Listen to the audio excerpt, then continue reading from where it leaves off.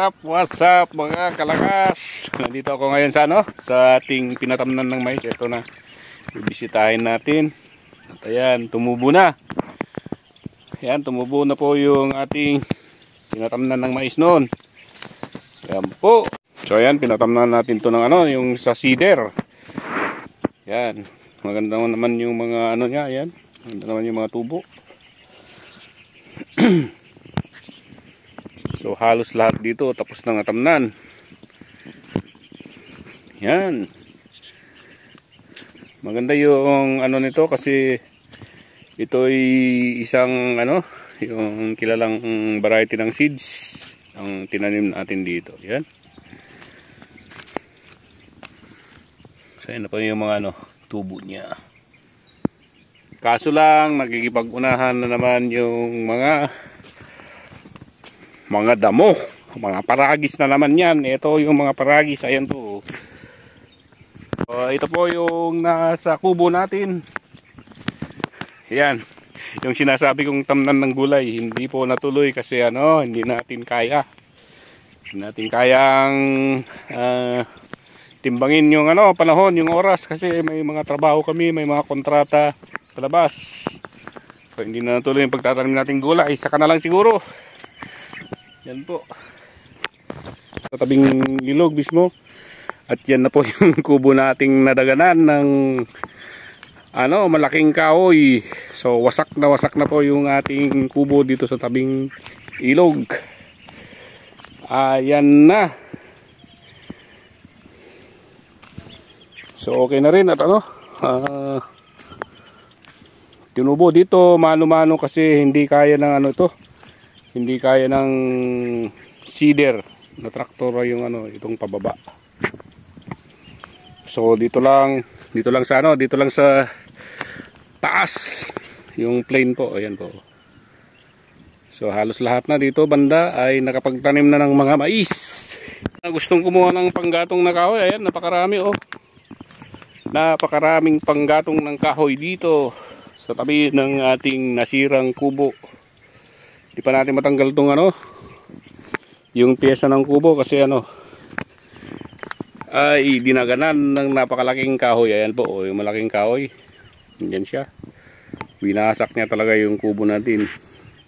Tignan nyo kalakas, ayan hindi natabunan kaya itatanim natin ulit. Iyan. Para tutubo, sayang din.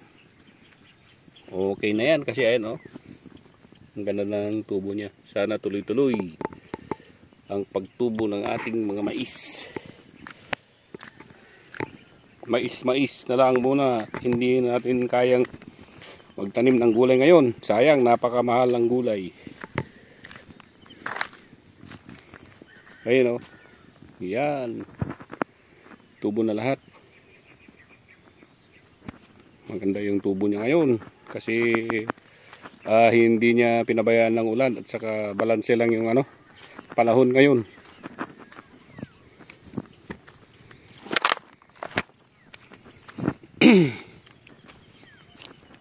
Okay lang na mag-ulan-ulan, wag lang masyadong malakas. Para hindi maanod yung mga tumubo ng mga butil ng ating mga mais. Sayang na naman ang pagod at gastos. Sayang sayang yung kubo. Diyos na. Sa ganitong oras napakasarap pong lumusong dyan sa ilog. Malamig-lamig. Kung may mga sipon pwedeng mag dyan kasi natatanggal yung sipon at tubo. Pag yung magtampisaw ka, makapagtampisaw po nga tayo. Yan. Tampisaw tayo ngayon kasi may mga medyo masama. May ubo at sipon tayo. Magtatampisaw muna tayo. At hindi ko na ibibideo kasi wala tayong tripod at saka censored. Ligo muna tayo saglit. Ayan, tapos na. Saglit lang tayong langoy-langoy. Para matanggal lang yung ng ating, kasi medyo sinisipon tayo. Kailangan ilangoy-langoy muna ng konti sa ilog. Ganito sa umaga para matanggal yung mga sipon na tubo. Yan ang sabi nila. Hindi ko lang alam kung totoo. Pero try lang. Medyo malaking problema na naman kalakas kasi laging lumalaki yung ilog matalag. Binabawasan niya yung lupa ng ating taniman ng mais. Dati napakalaki po itong lupa na ito. Ayan kinakain ng lupa.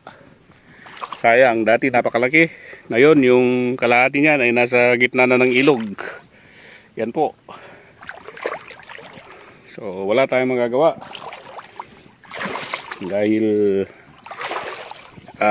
ilog po yung tabi ng ating taniman. So ayan yan, kinakain niya na naman.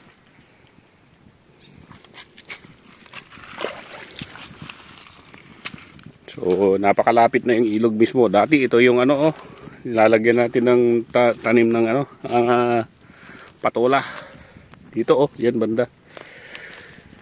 Pero sa ngayon lumalapit na talaga yung ilog. Ayun So hanggang dyan na lang muna. Yan po ang update ng ating taniman sa pagtanim ng mais, kakusana. Yan po yung ating update.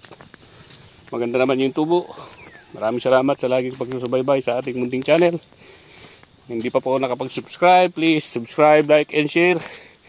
At niyong kalimutan pindutin ang ating notification bell para sa update ng ating mga videos.